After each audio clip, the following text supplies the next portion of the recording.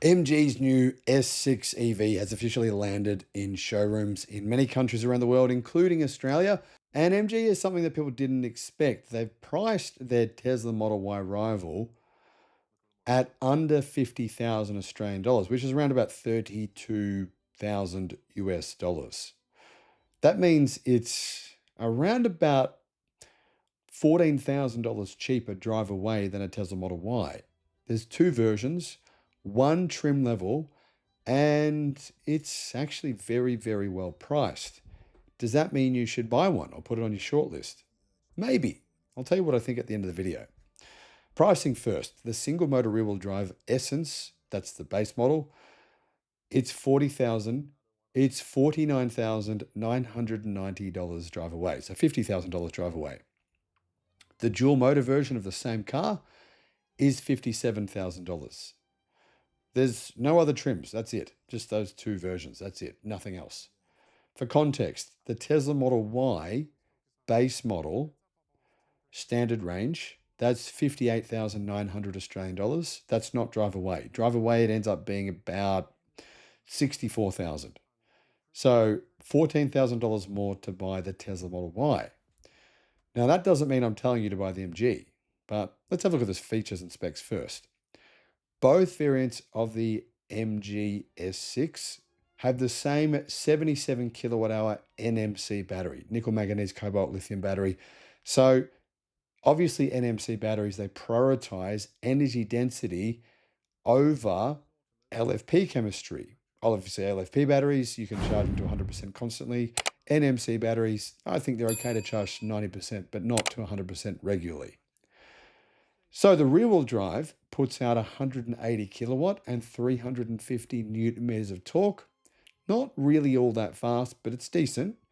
0 to 100 takes 7.3 seconds, and it has 530 kilometers of range, WLTP. I've got to say, though, I do question that range figure. I don't know if it's realistic, and I'll explain why in a minute. On the Electric Viking website, I'll put a link in the description below. We have more articles about electric cars and battery technology than any other website that I'm aware of in the world. So check that out. Link is in the description. And there you'll find our videos and analysis and articles about everything going on in the EV world. The all-wheel drive version has less range because it has an extra motor, but it's got 266 kilowatt total power output, 540 newton meters of torque, does 0 to 100 in 5.1 seconds. Not super fast, but it's fast enough. And it has 485 kilometers of range. So it's got 45 kilometers less range just because of that extra motor at the front. Same size wheels, so it's nothing to do with wheel sizes, it's just adding the extra motor. The reason as well is the weight. The all-wheel drive version is a bit heavier. It's about 100 kilos heavier. The rear-wheel drive is 1,908 kilos. The all-wheel drive is 2,005 kilos. So they're not light vehicles, but this is actually a pretty good weight for this size category.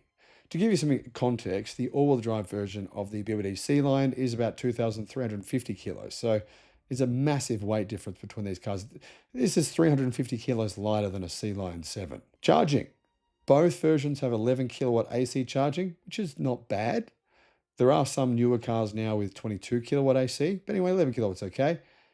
But the charging speed when it comes to peak charging is, well, it's worse than it looks. This is the one downside for this car, I'd say. Well, there's not, there's a few other things that I think could be better, but this is the one point that does let it down. It's got 144 kilowatt peak DC charging. Now, unfortunately, it doesn't maintain that peak charging speed for very long. 144 kilowatt, it sounds not bad. There's some other EVs that have slower charging speeds, but actually do charge much faster in the real world. Point in case is it actually takes 38 minutes to charge this car from 10 to 80%. That's one of the slowest, if not the slowest vehicle that costs 50,000 plus for charging from 10 to 80%. So yeah, you're clearly not holding that peak DC charging speed for very long. Dimensions, how big is this car? Well, to be fair, the media is calling it a Tesla Model Y rival. I think it is to some degree, but it is a little bit smaller than a Model Y or a BYD Sealion or a Zeekr 7X or an XPeng G6, for example. It's 4,708 millimeters long. So it's about 8 centimeters shorter than most of those vehicles I just mentioned. Wheelbase is 2,835 millimeters and it's 1.9 meters wide. Cargo space is actually pretty decent. It's got 581 litre boot, which is one of the better boot sizes in its class, though significantly smaller than the boot of a Model Y. And if you put down the rear seats, you get 1,690 litres of space, which is a bit less than all those other vehicles I just mentioned. The rear-wheel drive also gets an 86 litre front boot, which is called a frunk, and the all-wheel drive gets a 67 litre frunk. The reason it's a smaller boot is obviously because it's got a motor at the front. Suspension, McPherson strut front, multi-link rear. Safety. We don't know the official Australian safety score yet, but it'll get 5 stars because it got 5 stars on the Euro NCAP safety test, which is the same as Australia's test. It got 92% on the adult occupant protection, 85% child, 84% vulnerable road users, and 78% safety assist. So technically, it got a 5-star safety rating. But I'll talk about one problem with this result in its safety test. I don't think you're going to find anyone else mention this because most people who talk about this stuff are bought and paid for. But anyway, I'm going to talk about why this is an issue. And I'll get to all the specs first. 7 airbags, standard. It's got a full ADAS suite, autonomous emergency braking, blind spot monitoring, lane keep assist, adaptive cruise, rear cross traffic alert, safe exit warning, and a surround view camera. Standard kit is pretty good for the money.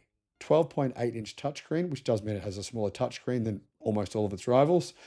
10-inch driver's display, that's the display right in front of the driver. And I believe there's also a heads-up display. Not sure on the size of that. They just said heads-up display. There's an 11-speaker audio system. There's heated and ventilated front seats, heated rear outer seats, panoramic roof, hands-free tailgate. That's a good feature. Wireless CarPlay and Android Auto. Really good warranty as well. It's a 7-year unlimited kilometer warranty standard, but if you service it with MG for every service, then it's 10 years and 250,000 kilometers. $50,000 to drive away is a good price for this car, I think, with those specs. Charging speed, AC is fine. DC is well below all of its rivals when we're talking 10 to 80%. That's not really a big deal though. For most people, you're probably not going to need super fast DC charging. You probably do 98% of your charging at home. So it's not really that much of a big deal. But what is a big deal, and what no one will point out, is if you look at the 5-star safety ratings for cars, you'll see there's different categories. And as I mentioned before, there is the adult occupant protection, there's the child protection, vulnerable road users, and safety assist. So it did pretty well in all these areas except for one, safety assist, 78%. Now, safety assist is also a reference to how well the ADAS features work, like the autonomous cruise control, how well the blind spot monitoring works, and 78% is a pretty low score. For example, I think Tesla gets about 94% in that category. I've seen quite a few other EVs that are in the 80s. Not many cars are in the 70s. And that suggests to me that its ADAS systems might be problematic. For example, get rain on the sensors and they see things that aren't there. Sunlight, sometimes the wrong angle. You get a bit of dust on the sensors. I don't know. I haven't test driven it yet. But that would suggest getting that low score for safety assist, that will be an issue that might irritate you. I don't know for sure, but might irritate. From my experience test driving cars, when they get a low safety assist score, they can be a bit annoying when they have things like cruise control on, etc. We'll find out when it's released, but that's worth considering because even though the Model Y ends up being $14,000 more expensive to compare it to a popular car, it's got a much better safety assist score because it doesn't have those kinds of bugs. And actually, to be fair, sometimes you'll find Tesla Model Y owners saying, "Oh, I had a phantom braking incident." It does happen, but quite rarely. So Tesla's safety systems are really good. You're paying $14,000 more, but you're getting a car that's a bit bigger, has better charging speed, has a much better software system, and has better ADAS. So is that worth an additional $14,000? Well, it really depends on who you are and what you value and what's important to you. So I'm not going to say you should buy one car or the other, but it's worth knowing that sometimes you do get what you pay for. It doesn't mean one car is a better choice than the other, but it's worth pointing out that there are pros and cons to making either decision. Guys, let me know what your thoughts are. And let me know another thing. When you buy a vehicle, do you actually check this stuff? It is actually easy to check this stuff. The ANCAP safety scores or the NCAP, Euro NCAP scores, you can look this up really easily. You can find out the percentages, which is something worth considering. Need expert advice on what car to buy, what solar system to get, what home battery to get, or potentially for your business? You can get, guys, a one-on-one consultation directly with me, 60 minutes of tailored guidance. This might help you avoid making a huge mistake spending money when you shouldn't, or potentially save you a massive amount of money. Click the link in the description below because I can assist you, and why not? The link is in the description. Guys, if you want to install solar panels, a home battery, or a home charger, the best way to do this for your situation is to go to the links in the description below, and they'll take you to a page where you can compare everyone. So depending on it doesn't matter where you live. A lot of people email me all the time saying, well, what solar system should I get? Who should I go with? What battery should I get? What electric charger should I get? Well, click in the links in the description and you can actually compare all the different choices and find the best deal for you. I'll put that link in the description below. Additionally, there is a battery savings calculator link and also a federal battery rebate calculator. I personally have found that I'm not paying for electricity at all, and that's including charging my 2 electric cars and also running my home power, my home sauna. Nothing, not paying anything at all. And I think a lot of people are getting misled. They think that getting a battery is not worth it. Actually, I think it is worth it. So those links are in the description below.